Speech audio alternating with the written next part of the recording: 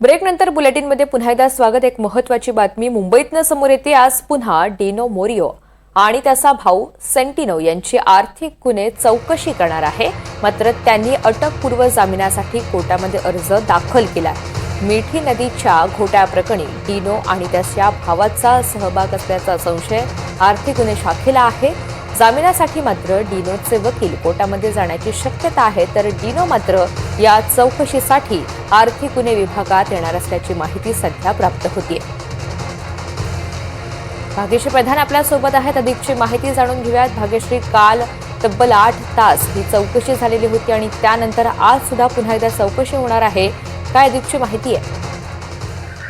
नक्कीच जर ऋतुजा आपण बघितलं तर मिठी नदीचा जो भ्रष्टाचाराचा जो घोटाळा आहे त्याचा आरोप सध्या सुरू होता। त्यानंतर त्याचं जे चौकशीचे जे आदेश होते ते आर्थिक गुन्ह्याला देण्यात आलेले होते आणि आर्थिक गुन्हा जो आहे विभाग जे आहे तर त्याचा तपास देखील सुरू आहे।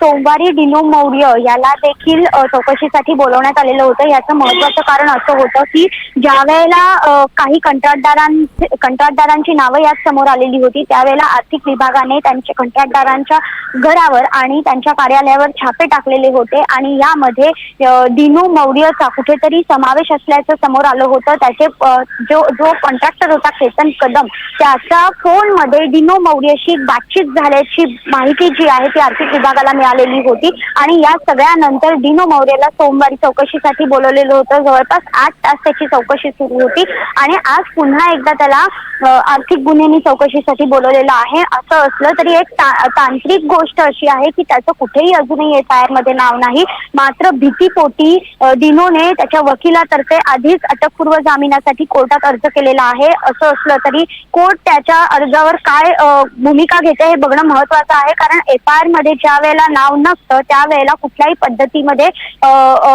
कोर्टाला जामीन देण्याचा काहीच अधिकार नसतो। अशा पद्धतीच्या स्टेटमेंट आधी देखील आलेले आहेत, कोर्टाकडनं जजमेंट आलेले आहेत। त्यामुळे आता नेमकं याच्यावर काय होतंय हे बघणं महत्त्वाचं आहे आणि इतकंच नव्हे तर आज पुन्हा चौकशी त्याची होणार आहे। डिनोला पुन्हा एकदा इथे हजर करणार आहे। त्याच भीतीने खरं तर तो कोर्टात गेलाय की जर आपलं FIR मध्ये जर नाव आलं तर अचानक आपली धावपळ होईल आणि याच भीतीने तो कोर्टात गेलेला होता। मात्र आज नेमकं त्याचं FIR मध्ये नाव घेणार का, त्याच्या भावाचं नाव घेणार का आणि नेमकं अजून चौकशीमध्ये काय पुढे येतंय, किती पैसे त्यांनी यामध्ये टाकलेले आहेत, या सगळ्याचा जो तपास आहे तो आर्थिक विभाग पुन्हा एकदा आज करताना पाहायला मिळणार आहे।